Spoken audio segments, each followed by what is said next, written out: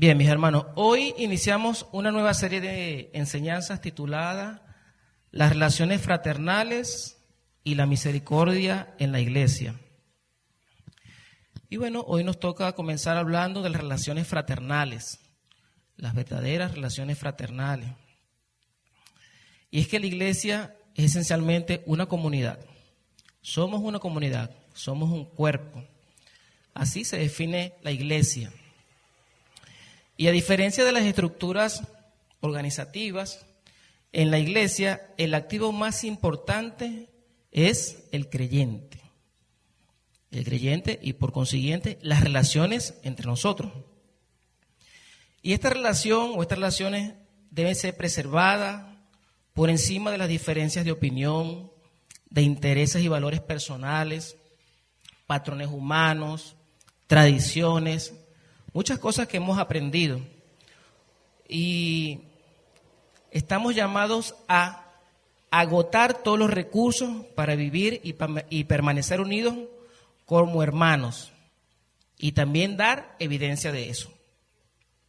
Actitudes como el perdón, la tolerancia, la paciencia y el amor deben caracterizar nuestras relaciones para preservar la fe en la comunidad y dar evidencias de esta fe a los que nos rodean. Porque, hermano, el verdadero amor fraternal es aquel que cuando nos relacionamos con nuestros hermanos se levanta el nombre de nuestro Señor Jesucristo y su bendito evangelio. Y esto impacta la vida de los de afuera. Podemos pensar que las relaciones o tomamos relaciones como algo cotidiano, porque el mundo está lleno de relaciones, así. Y podemos nosotros tomar que las relaciones entre nosotros puedan ser trivial o triviales como cualquier relación en cualquier ámbito, pero no es así, mis hermanos. Las relaciones entre nosotros tienen impacto, hermanos, tienen un impacto, y esto lo dice la Escritura y es lo que vamos a ver hoy, que tiene trascendencia en la eternidad.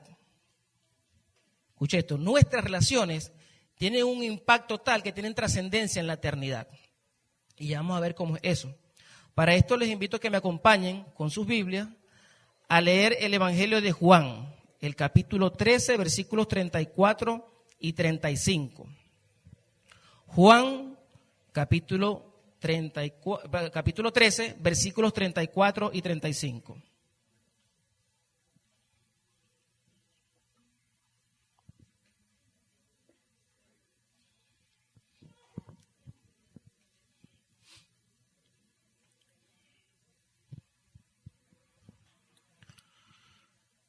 Juan 13, 34 y 35.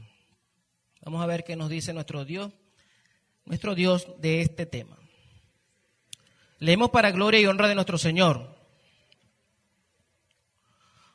Un mandamiento nuevo os doy, que os améis unos a otros como yo os he amado, que también os améis unos a otros. En esto conocerán todos que sois mis discípulos, si tuviereis amor los unos a los otros. ¿Quién tiene la versión Dios habla hoy? ¿Versión Dios habla hoy? ¿La tienen por allí? Sí, mi hermana, ¿puedes leerlo allí? Por favor.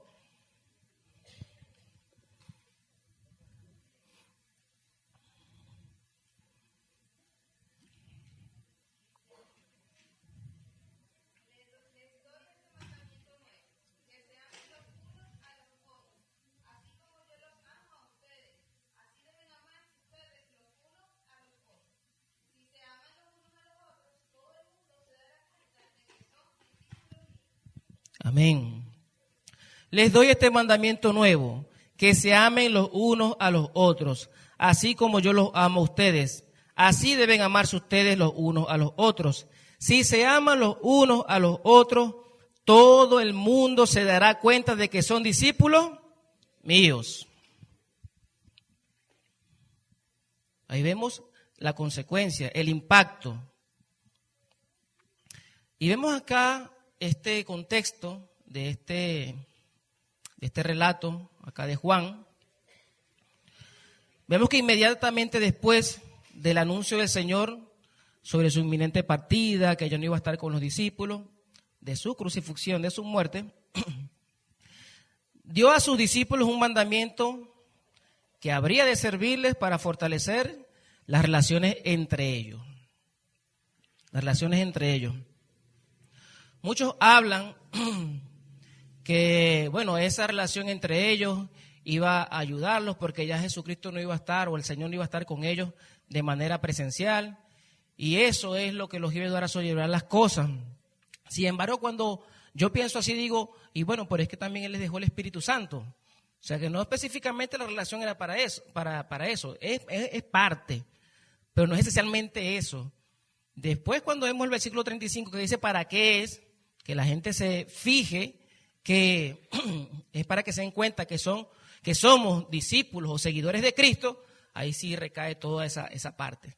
Entonces, Jesús estaba preocupado porque su evangelio siguiera dando evidencia a través de la gente que le seguía.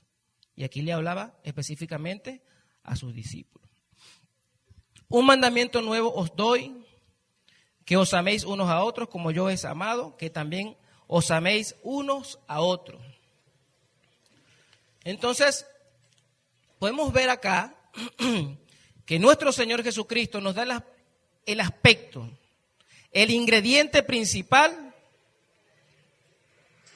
que debe estar, a las que debe estar subordinadas las relaciones fraternales. Él nos da ese ingrediente principal a la cual debe estar subordinadas nuestras relaciones.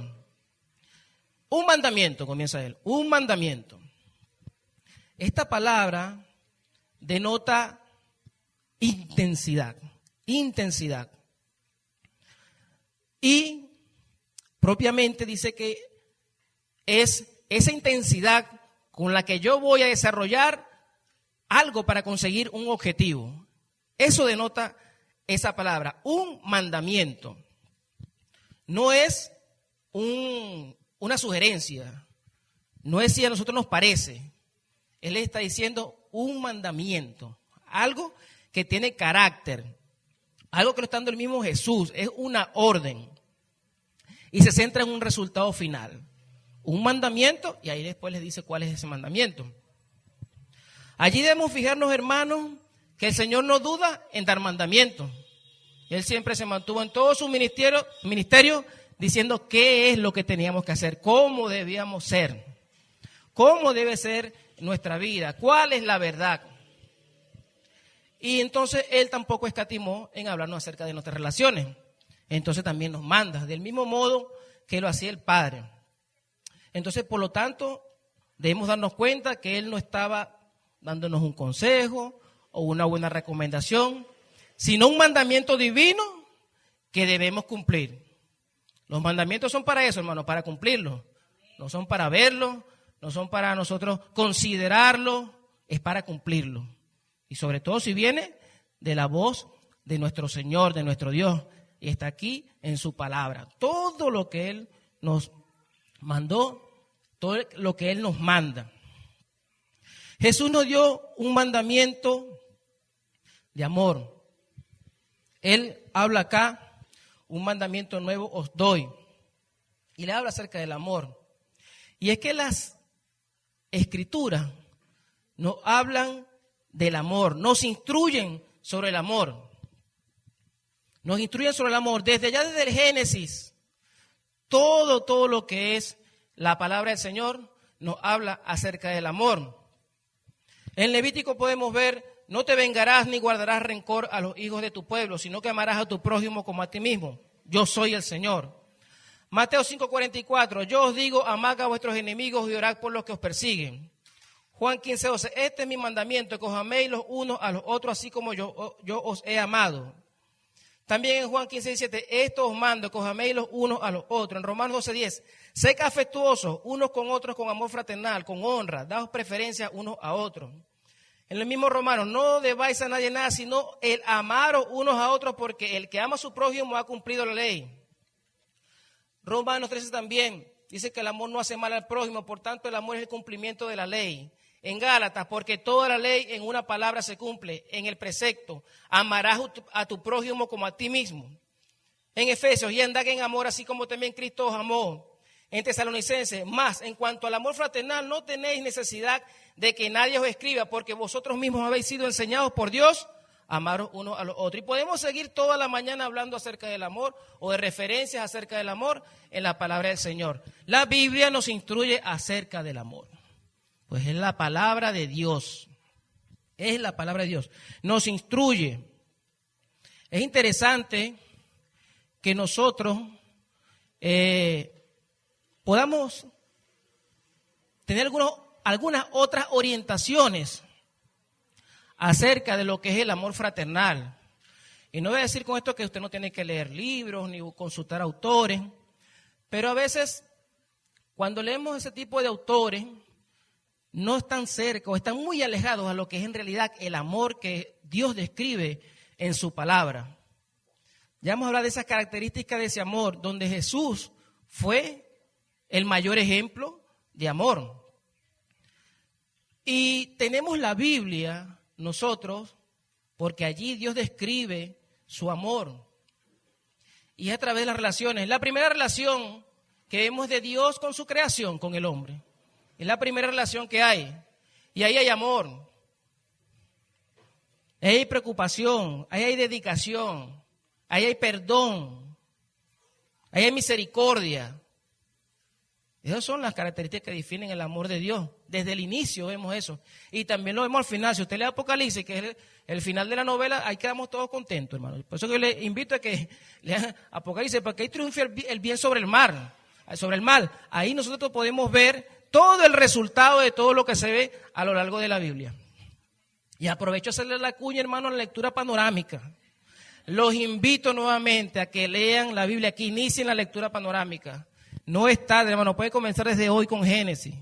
Yo voy a estar pasando por allí el cronograma de lectura, hermano. Eso es una aventura, hermano, formidable, leer la Biblia, leer toda la Biblia. Y si es en familia, mucho mejor. Entonces allí nos instruye Dios acerca del amor. Él nos habla acerca del amor. Y ese es, Hebreos 13:1 dice, permanezca el amor fraternal. O sea que eso no puede dejar de ser. Es algo que nos dice, permanezca el amor fraternal. En ningún momento por nuestra mente podemos llegar a pensar que podemos descuidar eso. Eso debe ser tácito y real y práctico en nuestras vidas. Ahora, ¿qué había de nuevo en este mandamiento, hermano? Porque dice que es nuevo. Un mandamiento nuevo. Pero si ya en el Antiguo Testamento había expresado mandamientos similares. Ahí lo vimos en Levítico. No te vengarás ni guardarás rencor a los hijos de tu pueblo, sino amarás a tu prójimo como a ti mismo. Entonces, bueno, los discípulos no estaban ignorantes de esto, ya sabían eso. Pero la clave se encuentra, hay una diferencia aquí muy interesante, y que es lo que le da el vuelco a este amor hacia los demás. Es que el mandamiento, el principio, dice amarás a tu prójimo, ya en la antigüedad, como a ti mismo. Y ahora, ¿qué le dice Jesús? Que os améis unos a otros. O sea, esto es recíproco, hermano, recíproco. Eso no puede ser nada más de un solo lado. La hamaca no se puede mecer y quedarse de un solo lado. No, esa regresa, ¿verdad, hermano? O sea, la hamaca nunca se acaba el chinchorro de un solo lado. Tiene que ser para ambos lados. Así debe ser el amor. Tiene que ser recíproco, de ambas partes. Entonces, este amor, o esto que debe ser recíproco, ¿cómo debe ser? Ahí le pone que os améis unos a otros como yo os he amado. Ahí, hermano, se cambia. Ahí cambia el panorama. Sí debemos amarnos. Jesús no está en contra de lo que se viene hablando acerca del amor, pero ahora Él le pone un poquito más alto la vara. Yo siempre digo, hermano, que los estándares de la vida cristiana son altos. Los estándares de la vida cristiana son altos. Y siempre van a ser altos porque estamos en un mundo contrario a Dios.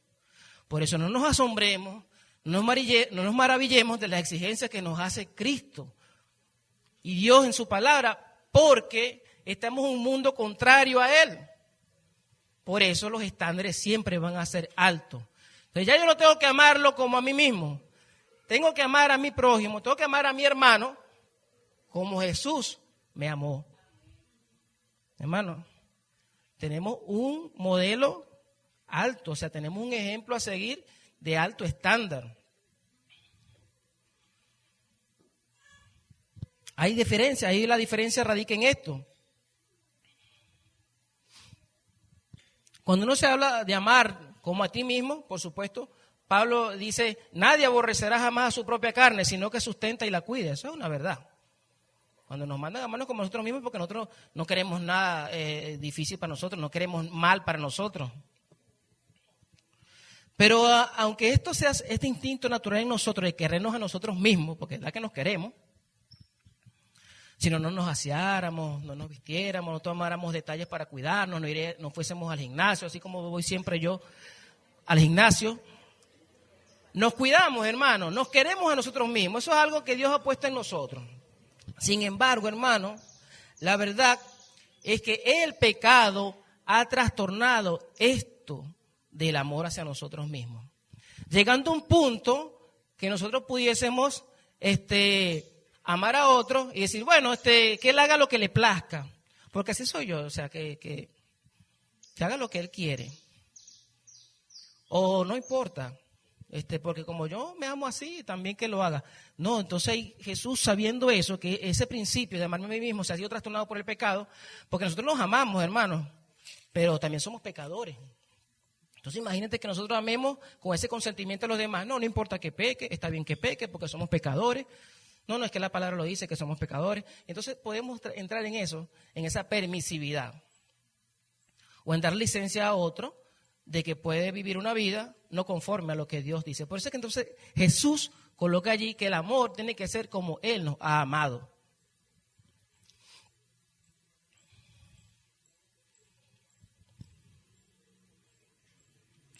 Cuando vemos esto de esta manera, hermano, nos damos cuenta que ese amor, ese mandamiento del prójimo como uno mismo, era provisional. Era provisional. Entra ahora en vigencia este tipo de amor hacia mi hermano.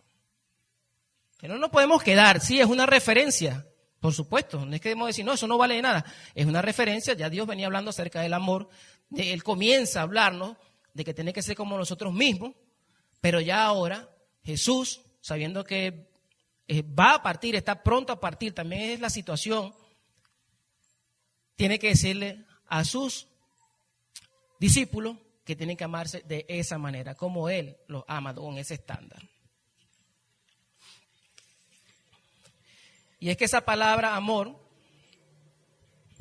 que Cristo ahora introdujo, es el amor ágape. Es un tipo de amor quizás desconocido hasta ese momento, de esa manera. Y vamos a ver algunos detalles de cómo era ese amor que era desconocido para algunos, para ese momento. Y ahí Cristo se muestra como ejemplo. Lo primero es que Jesucristo se muestra como ejemplo, como yo os he amado. Lo primero que observamos es que Él no nos manda a hacer algo que Él mismo no haya hecho primero. Eso es algo que caracterizó a nuestro Señor Jesucristo. Cuando habló con verdad, cuando confrontó, cuando dijo hacer esto, es porque ya Él lo había hecho. Para Él no era, no era imposible experimentar lo que pudiese experimentar el hombre, porque Él se hizo hombre. Él se humilló, dice la palabra, así mismo, haciéndose hombre. Entonces, Él pudo experimentar todo lo que nosotros experimentamos. Él no te iba a mandar a ti o a nosotros a amarnos a nuestros prójimos de esa manera si Él no lo hubiese hecho. De seguro que no lo hubiese hecho. Pero como Él lo hizo, Él nos lo manda. Tiene toda la autoridad para hacerlo. Él hablaba mucho de los escribas y fariseos porque ellos pregonaban mucho de ese. En Mateo dice, en la cátedra de Moisés se sientan los escribas y los fariseos, así que todo lo que os digan que guardéis guardarlo y hacerlo. Mas no hagáis conforme a sus obras porque dicen y no hacen. Jesús no fue así. Jesús decía porque hacía. Muy diferente a esos maestros de ese entonces. Entonces Cristo se muestra como ese mayor ejemplo de amor. Él es el estándar. A Él es que tenemos que mirar. Y si nosotros decimos, ahorita para resumir, ¿cómo debo yo ver a mi hermano? ¿Cómo debo yo de amarlo? ¿Cómo yo debo relacionarme con él? Debo ver a mi hermano como Cristo lo vio a él. Como Cristo nos vio a nosotros. Como Cristo nos vio a cada uno de nosotros. Así debemos ver a nuestro hermano. Y podemos decir, bueno, lo que pasa es que Él fue Dios, pero también fue hombre, completamente hombre, sin dejar de ser Dios. Por entonces Él sufrió tentación, persecución. Él fue humillado. Para Él no era algo que Él no pudo experimentar. Entonces, hermano, sí podemos hacerlo. Él nos manda y ya vamos a ver por qué sí podemos hacerlo. ¿Qué otra cosa vemos allí de su ejemplo? El amor de Cristo no buscaba para nada, o sea, nada para Él mismo. Hay algo en este mandamiento que nos llama mucho la atención. En nuestro caso, cuando amamos a otra persona, normalmente esperamos ser correspondidos. Cuando amamos, esperamos ser correspondidos, hermano. Y bueno, estas muchas veces son falsas razones para amarnos o para amar al prójimo. Pero vemos que el amor del Señor, de Dios, de Jesucristo, era totalmente desinteresado. Él no está buscando nada para Él propio. Él buscó desde el principio el beneficio para la humanidad, para usted, para mí. Entonces, el amor de Dios no busca acaparar la atención del hombre. No. Es en beneficio de nosotros. Es en beneficio de usted y mío. Cuando vemos ese contexto, el amor por el prójimo, tal como lo interpretaban los judíos, era muy egoísta. Siempre estaban pensando en lo que podían recibir a cambio de lo que hicieran por los demás. Y el Señor condenó ese amor egoísta. Dijo también al que le había convidado, dice allá en Lucas, cuando hagas comida o cena, no llames a tus amigos, ni a tus hermanos, ni a tus parientes, ni a vecinos ricos. No sea que ellos a su vez te vuelvan a convidar y seas recompensado. Mas cuando hagas banquete, llama a los pobres, los mancos, los cojos y los ciegos, y serás bienaventurado, porque ellos no te pueden recompensar, pero te será recompensado en la resurrección de los justos. Ese es el modelo. No puede ser siempre esperando algo a cambio. Y es que hemos sido, hermanos, nosotros crecemos con eso de alguna manera. Crecemos con ese gen. Lo aprendemos, los modelos, las películas, las enseñanzas. La cuestión, a veces sin nadie enseñarnos, siempre queremos algo para nosotros. Pero entonces Dios manda en su palabra a que este amor no tiene que ser pensando en nosotros mismos. De allí ese término del amor ágape, un amor desinteresado, un amor que no busca lo suyo propio. Entonces, mis hermanos, el verdadero amor nos lleva a amar a los demás, aunque los demás no nos amen. El amor verdadero nos lleva a amar a los demás, aunque los demás no nos amen. Hermano, pero usted acaba de decir que es recíproco. Sí, hermano, pero Jesucristo no recibió esa reciprocidad en la cruz del Calvario. En toda su pasión, desde que fue arrestado, mi hermano, hasta los discípulos pegaron la carrera. Y los que quisieron resolver como Pedro fue a su manera, no fue con amor, que ella matara a los soldados. Algo totalmente distanciado, hermano, de lo que nos está hablando Cristo acá referente al amor. Entonces, mis hermanos, Cristo nos amó y entregó su vida por un mundo que estaba enemistado con Él.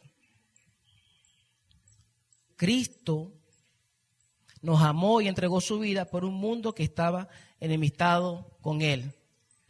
Ahí entonces usted dice, bueno, hermano, imagínate. Y ese es el modelo, hermano, ese es el modelo. Lo que pasa es que cuando hablamos de reciprocidad, es que cuando llego, yo tengo que hacer mi parte. No esperando que la otra persona haga su parte, sino que yo voy a hacer mi parte. Y si la otra persona hace su parte, ahí se convierte la reciprocidad. Pero yo no tengo que estar pendiente de que la otra persona me ame para yo poder amarlo. Cristo no esperó eso. Él murió por todos. Murió por todos, hermanos, por todos. Aun cuando fue humillado, aun cuando pasó todo eso, cuando estaba en la cruz del Calvario, hermano, ¿cuáles fueron sus palabras? Él le dijo, Señor, consume esta gente que me está crucificando. No. Pidió que los perdonara. Y mira que Jesús fue humillado. Hay muchos historiadores que dicen que los azotes que le dieron a Jesús fueron más de 40. Fueron más de 40. Dicen, no, que los 40, fueron más de 40. Porque allá, cuando comienzan las leyes, dice que cuando azotes a alguien, no les des más de 40 azotes, porque si le das uno más, es de humillación. Es la panorámica, hermano. Es lo que hace la panorámica. Es de humillación. Entonces Jesús, cuando lo azotaron, lo humillaron porque le dieron más de 40 azotes.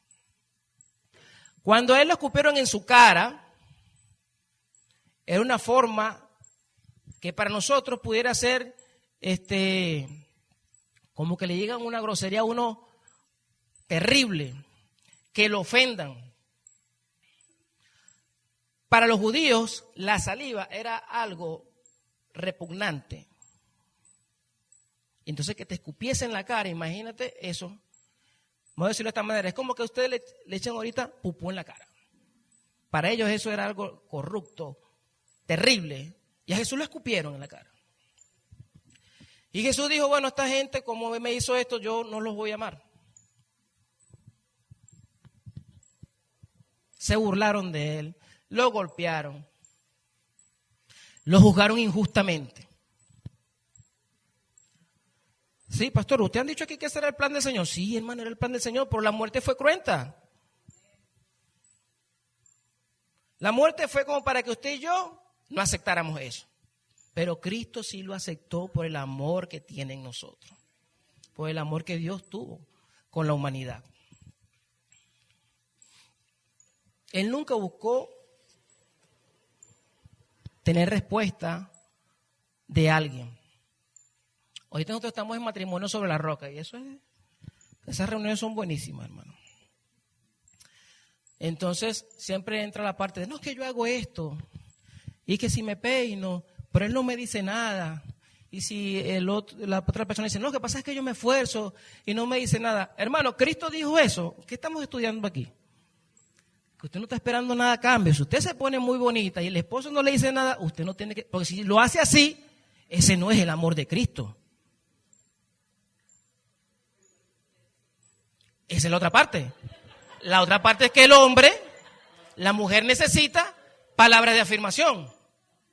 Pero eso no está por encima del mandamiento que yo no tengo que esperar nada a cambio. Entonces vamos, cada quien hace su parte. Pero yo no tengo que estar esperando nada a cambio. No se sientan aludidos lo de matrimonio sobre la roca. Aquí se ilustró de esa manera, hermano, pero usted sabe.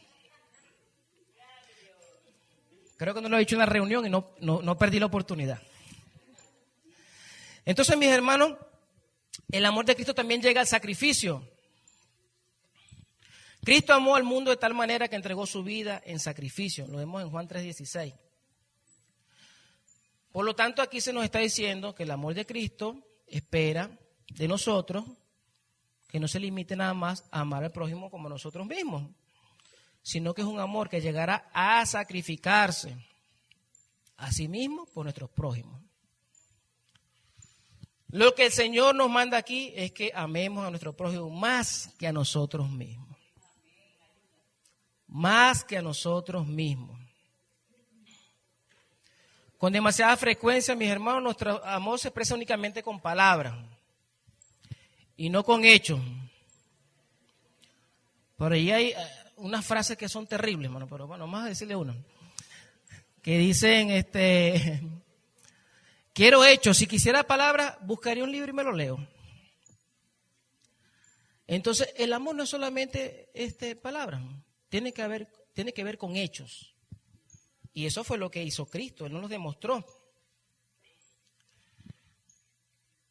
Si usted ve lo que es el capítulo, el contexto de lo que es el capítulo 13, vemos a Jesús dirigiéndose a sus discípulos, su maestro, por debajo de ellos. ¿Qué hizo Jesús en el comienzo de este capítulo? Antes de la fiesta de la Pascua, sabiendo Jesús que su hora había llegado para que pasase de este mundo al Padre, como había amado a los suyos que estaban en el mundo, los amó hasta el fin. Los amó hasta el fin, claro, hasta el momento que Él estuviese allí y nos sigue amando allá. ¿Qué gesto hizo Jesús allí con sus discípulos? Le lavó los pies. Y después le dice, así como yo les he lavado los pies a ustedes, ustedes también tienen que hacerlo. O sea, siempre dando el ejemplo a Jesús. Yo no me imagino cualquier escriba diciéndole a los discípulos, vénganse, vamos a lavarnos los pies. No, hermano, eso no pasaba por su mente, eso para ellos no era. Es un estándar que no estaba entre su concepto. Pero Jesús no lo vio así. Siendo Dios, siendo el maestro, Él le lavó los pies a sus discípulos. Siempre dio el ejemplo, hermano, siempre dio el ejemplo. Y ese sacrificio, Él siempre lo demostró de diferentes maneras.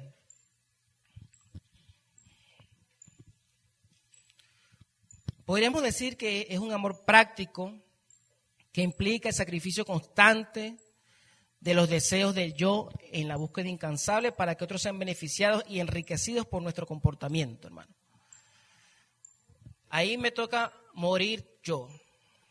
Me toca poner a un lado mis placeres, mi confort, mis anhelos, mi comodidad, por las de mi hermano. Estamos hablando de relaciones, hermano, relaciones fraternales. De relaciones fraternales. Entonces, cuando yo me voy a relacionar con mi hermano, este debe ser el principio. Yo, por un lado, mi hermano y después yo. De esa manera, son nuestras relaciones. Y es que, hermano, esto cuesta. Sí cuesta, hermano.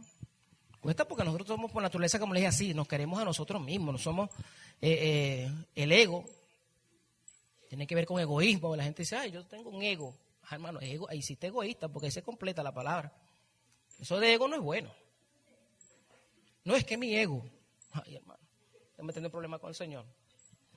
El amor no es egoísta. Entonces tenemos que poner aparte todo lo que nosotros nos pueda beneficiar de alguna manera cuando voy en la búsqueda de amar a mi hermano. De amar a mi hermano.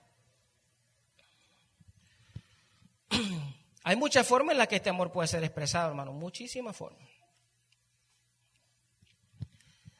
Nosotros podemos expresar nuestro amor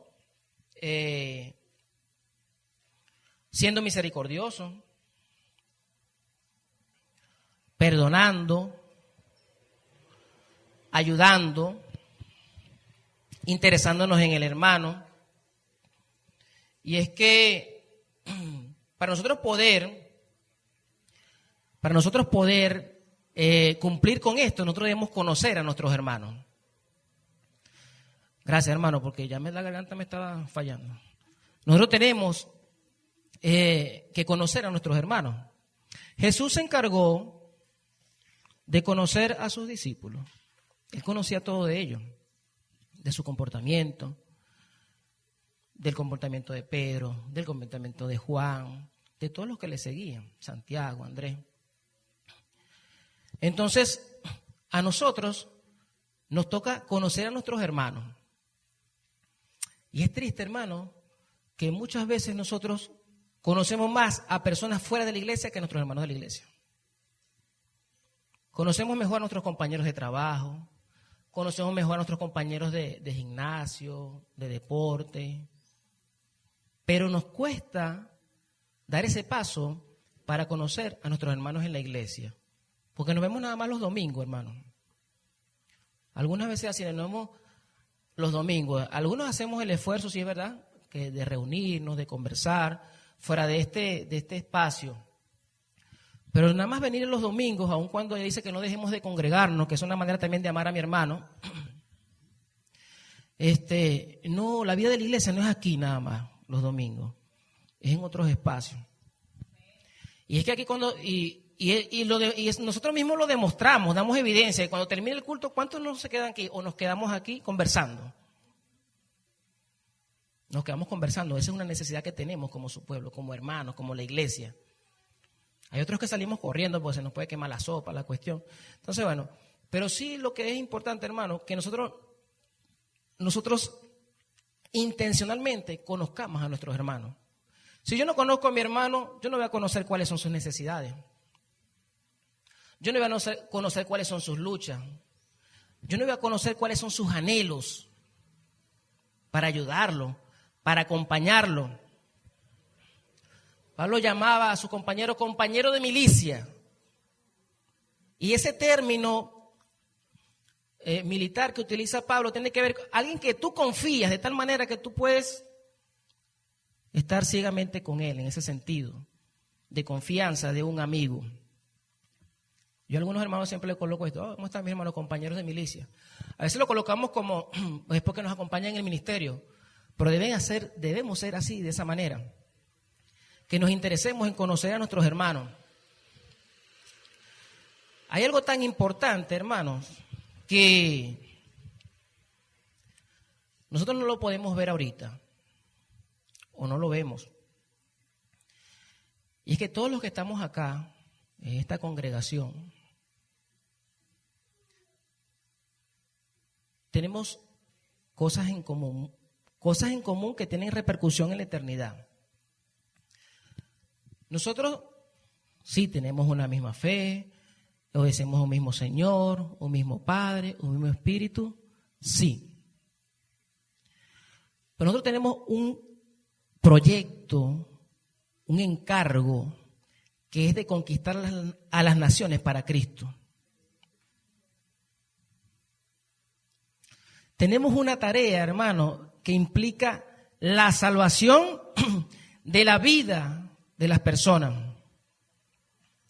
¿Cómo es usted en su trabajo cuando tiene un proyecto o una tarea que realizar con alguien más, que es su compañero? Buscamos la manera de compenetrarnos, de tener los mismos pensamientos, de compartir ideas, de tener diferentes términos y consideraciones para llegar a ese objetivo. Aquí en la iglesia, hermano, ¿cuándo nosotros nos hemos puesto de acuerdo, a excepción de las actividades que hacemos para las evangelizaciones, usted como hermano, oye hermano, ¿cómo vamos a hacer para cumplir con la gran comisión? Bueno, eso es algo que tenemos nosotros, que nos une hasta que el Señor venga.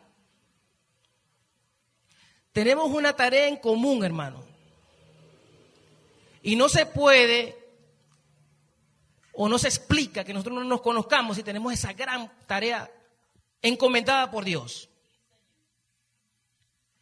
Que allá afuera tengamos mejores amigos que los que tenemos dentro de la iglesia. Alguien en algún momento me dijo: mi mejor amigo es un testigo de Jehová. De repente a lo mejor sí, porque eso es otra cosa, hermano. A veces como nosotros no aplicamos esa parte de amar, hay gente de fuera que a lo mejor se comporta mejor que un cristiano.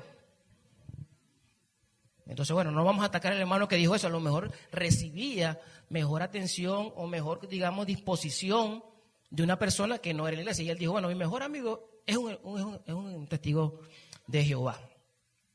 Entonces, en vez de criticar, nosotros debemos, revisarnos. Oye, ¿qué está practicando y aplicando esa persona que el hermano no ve en nosotros un mejor amigo? Nos toca revisarnos, ¿verdad? Entonces nos mandamos a revisar al hermano. El hermano está en pecado. ¿Cómo su mejor amigo va a ser un testigo de Jehová? Vamos a revisarnos nosotros, mis hermanos. ¿Por qué esa persona considera a una persona de fuera mejor amigo que nosotros en la iglesia? No hemos hecho nuestra tarea. Y tenemos que hacerlo, hermanos. Tenemos que preocuparnos, hermanos, por conocernos mejor. Y también nos toca a nosotros también darnos a conocer. Porque eso es lo otro. Hermano, ¿cómo estás? Bien. Fin de la conversación. Yo siempre hago preguntas socráticas. Oye, ¿cómo estás? ¿Cómo te ha ido? ¿Cómo sigues? O sea, una pregunta tras otra para que el hermano suelte algo, porque a veces el hermano bien y ya. Como hermano, ¿cómo estás? Manito, siéntate. Está bien, hermano, esa es una manera de nosotros conocernos y poder tener en cuenta en qué cosas puedo amar a mi hermano, en qué cosas yo puedo poner en práctica ese amor al cual Jesús me ha mandado. Entonces el amor de Cristo conocía a las personas. Debemos conocer nosotros a nuestros hermanos. El amor de Cristo implica perdón, por supuesto. Él murió en la cruz para conseguir nuestro perdón. Incluso, como le decíamos, aquellos que en horas previas a su sacrificio lo traicionaron.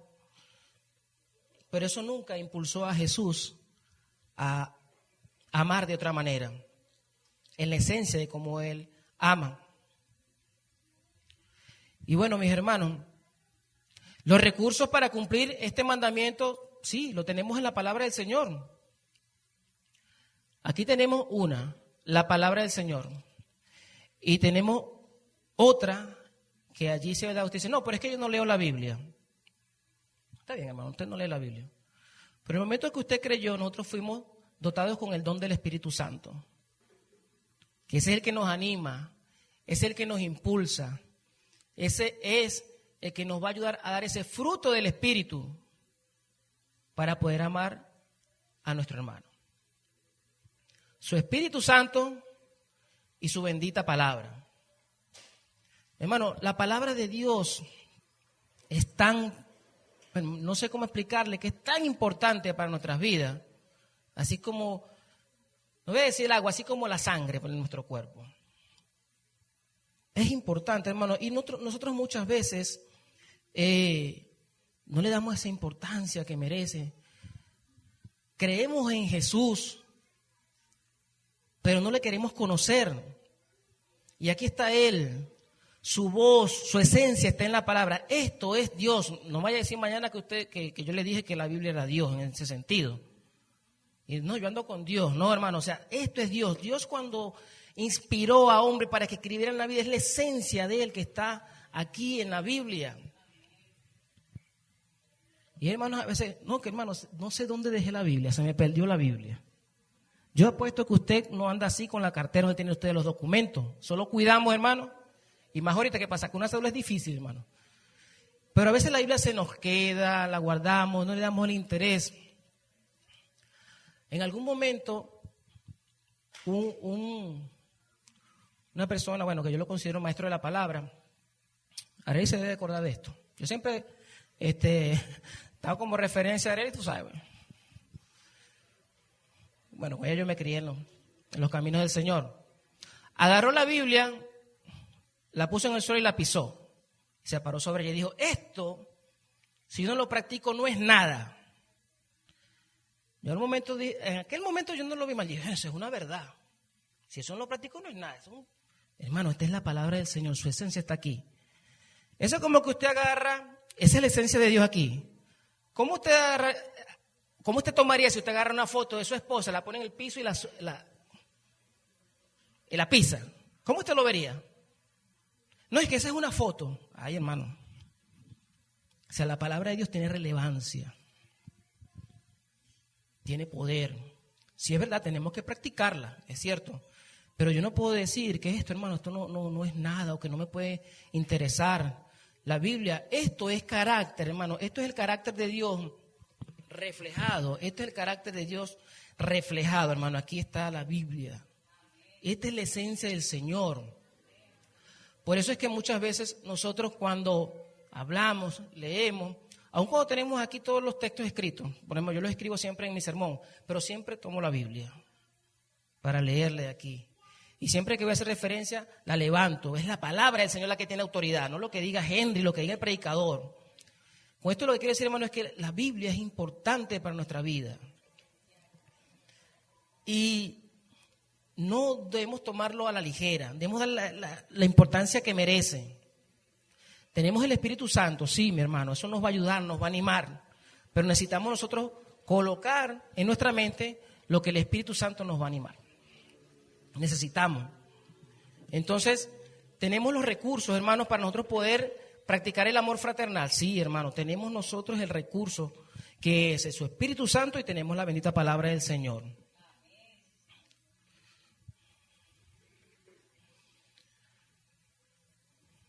Es el Espíritu Santo de Dios que nos capacita para amar como Cristo. Y bien, mis hermanos, también acá, cuando continúa nuestro Señor Jesús, después que nos dice que nos amemos los unos a los otros, Él da el énfasis, hermano, hace ese énfasis, uno a otro, es recíproco. Dice, entonces, en esto conocerán que sois mis discípulos. En esto conocerán todos que sois mis discípulos. Si tuvieres amor los unos para los otros. Y vuelve a enfatizar el autor, si tuvieran amor, o sea que ese amor tiene que estar ahí, hermano.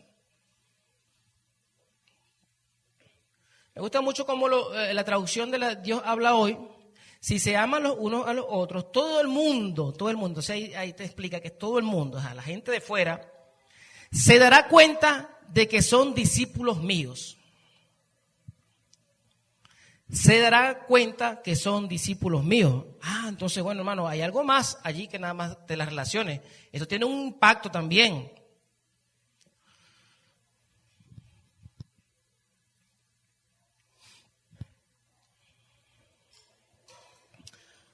Hemos venido hablando de que la manifestación del amor, o un amor como el de Cristo, solo es posible por medio de la obra del Espíritu Santo. Por lo tanto, es algo distintivo del pueblo de Dios. Entonces Dios dice que debe ser una señal de identidad. Acá, la principal característica de un discípulo de Cristo es eso, el amor hacia los hermanos. Allí Jesús no calificó de que alguien nos conocería como sus discípulos si eran los que predicábamos más, si eran los que sacábamos más demonios, si eran los que hicieran más milagros. Él no dijo eso. Él dijo, en esto conoceréis que son mis discípulos, si se aman los unos a los otros, hermano. No es que las otras cosas no hay que hacerlas, pero yo le estoy diciendo aquí qué dice Dios para que nosotros demos evidencia de que somos sus discípulos, sus seguidores. El amor los unos a los otros. Y hermano, es importante tocar esto porque mucha gente piensa que la verdadera iglesia, con esto estoy hablando cuando digo iglesia es personas, piensa que las características de la iglesia son otras o las que dan evidencia. Hoy día la autenticidad de una iglesia se mide equivocadamente por otros parámetros. No tiene que ver con la cantidad de conocimientos teológicos o la capacidad intelectual de sus miembros. Hay gente que es teóloga y no es creyente, hermano. Eso no es un medidor de que es la iglesia del Señor. No es por la elocuencia de sus predicadores tampoco. No, hermano, pues aquí se puede parar los miles de predicadores y predicar. Pero si no se cumple el amor entre los hermanos, no estamos dando evidencia.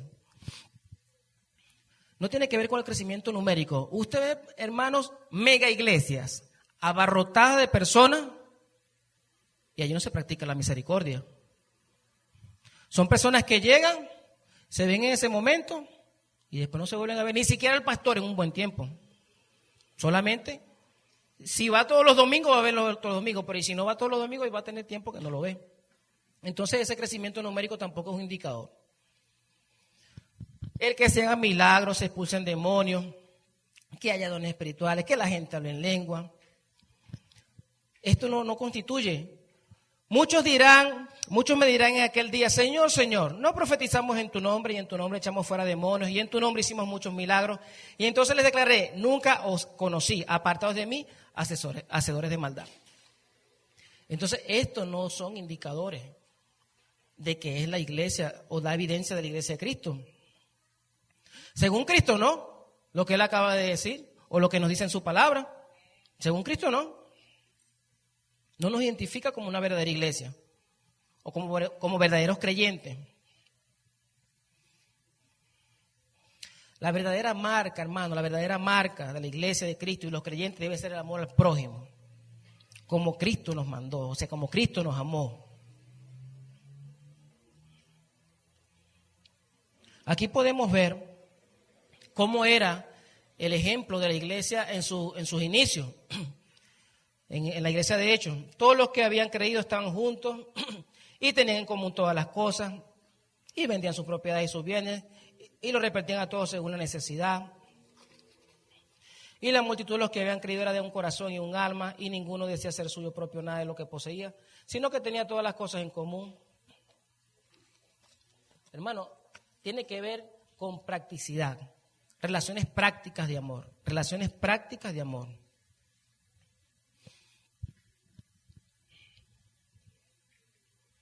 Cuando el Señor insistió tanto en el amor entre los creyentes, antes de partir de este mundo, fue por razones fundamentales. Puede ser, ya lo dijimos, 2 razones fundamentales.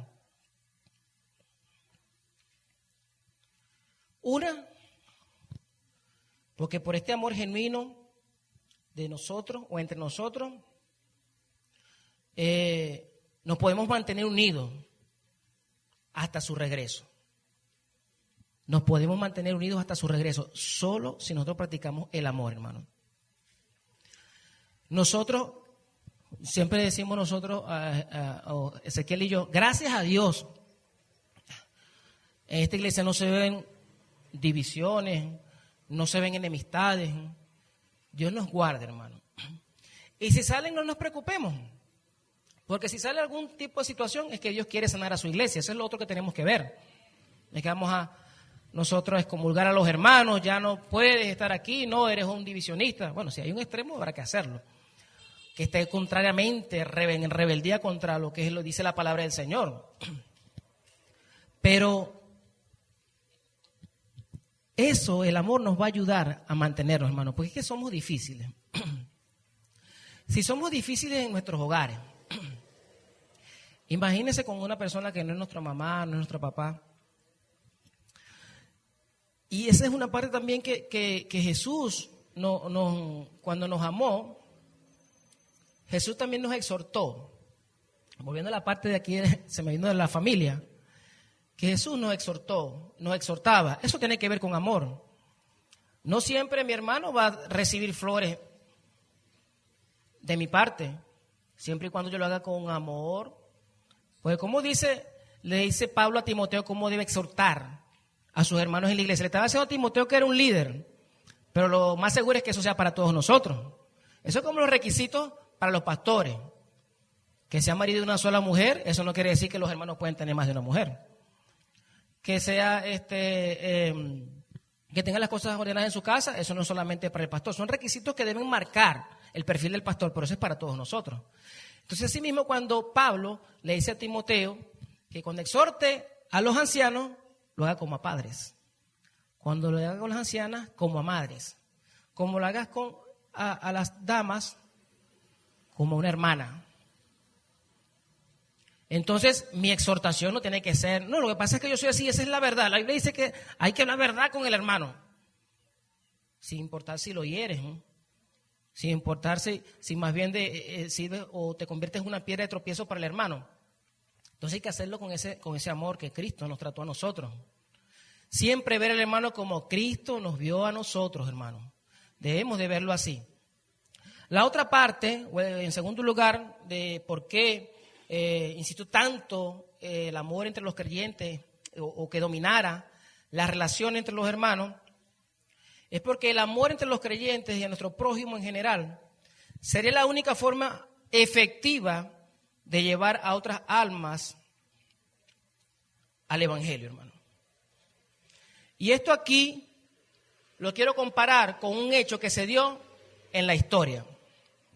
Por ejemplo, Cuando Jesús encomendó a sus discípulos, a los 12, después a los 70, que la gente regresó y decían, sí, es que sacaban demonios, sanaban enfermos, lo hacían en el nombre de Jesucristo. Cuando usted ve el libro de los Hechos, que todavía se siguen haciendo este tipo de milagros, ¿para qué se hacían esos milagros? ¿Por qué se hacían esos milagros? ¿Alguien sabe? ¿O alguien ha tenido la idea por qué se hacen los milagros? Porque hay gente que pelea ahorita que no se hacen milagros, muchos milagros, y Dios va a seguir haciendo milagros en su consentimiento, en su soberanía, porque Dios sigue siendo Dios. Pero en aquel momento era un contexto específico que se necesitaba que se identificaran los discípulos de Cristo, los apóstoles, los que llevaban. Y Dios permitió de una manera sobrenatural y amplia de hacer muchísimos milagros. Decía que era para que eso respaldara que venían de Dios, de Jesús, que eran sus discípulos. Entonces usted dice, bueno, pero es que ahorita no se hacen milagros. Bueno, sí se hacen milagros, hermanos, como les dije, pero en el tiempo de Dios. No con mucha gente que entonces arma una tarima noche de milagros. Y ahí tiene que haber milagros porque tiene que haber milagros, hermano. Y los otros son los milagros, que le crezcan los pies, que le salga oro en los dientes. Yo, bueno, allá no llego. Sin embargo, lo que quiero ver o lo que tengo que poner de referencia a esto, que los milagros eran lo que identificaba en ese momento a los discípulos de Cristo. Pero ahora Jesús nos dice que la relación con nuestros hermanos es tan importante como aquel momento se hacían milagros, porque el amor fraternal con mi hermano es la que va a dar evidencia de que somos seguidores de Cristo. Mucha gente está preocupada en hacer cosas vistosas para que la gente diga que nosotros somos seguidores de Cristo. Y entonces quieren que se vean los milagros o que la gente hable en lengua o forzando cosas, hermano, cuando Jesús nos manda a amarnos los unos a los otros como Él nos amó. Esa evidencia necesita el mundo para saber que nosotros somos seguidores de Cristo y pueda ser enaltecido el nombre de nuestro Señor, su evangelio, hermano. Nuestras relaciones son importantes, hermano. No podemos nosotros andar caminando y que no nos interese la relación en nuestros hermanos. No podemos andar así en el mundo. Jesús nos demanda que no debe ser así. Bien, mis hermanos, Dios nos da un mandamiento acá claro, contundente, que tiene consecuencias y tiene trascendencia en la eternidad. Porque como nosotros nos tratemos, la gente va a mirar a la iglesia y el evangelio de Cristo. Si hacemos lo contrario, ahí vamos a hacer de estorbo, hermano. Escucha esta palabra, vamos a hacer de estorbo para los que no conocen a Cristo. Por lo tanto, tengo que amar a mi hermano. Tengo que tener compasión por las necesidades de mi hermano. Debemos servirnos los unos a los otros. Debemos perdonarnos los unos a los otros. No tengo que dejar de congregarme porque allí voy a edificar a mi hermano. Allí nos vamos a estimular al amor y a las buenas obras.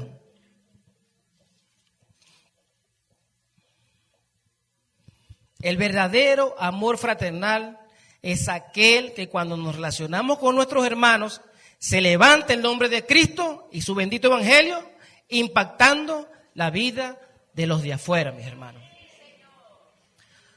Es así. Es así.